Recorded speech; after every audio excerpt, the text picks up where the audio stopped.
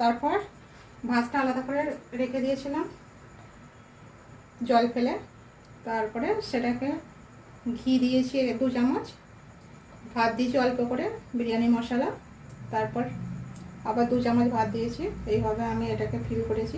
উপরে ধনিয়া পাতা, আবার কারো যদি পছন্দ হয় তাহলে দেবে, যদি না পছন্দ হয় দেবে না। এটা শুধু আমি 10 মিনিটের জন্য আঁচে রেখে দেবো। সুন্দর করে উপরে 1 চামচ ঘি ছড়িয়ে দিয়েছি। 10 মিনিট পরে আমার এই বিরিয়ানিটা, দম বিরিয়ানিটা রেডি হয়ে যাবে। এখন আসলাম, তারপর ভাতটা আলাদা করে রেখে দিয়েছিলাম জল ফেলে। তারপরে সেটাকে ঘি দিয়েছি 2 চামচ, ভাত দিয়েছি অল্প করে বিরিয়ানি মশলা, তারপর আবার 2 চামচ ভাত দিয়েছি। এইভাবে আমি এটাকে ফিল করেছি। উপরে ধনিয়া পাতা, আবার কারো যদি পছন্দ হয় তাহলে দেবে, যদি না পছন্দ হয় দেবে না।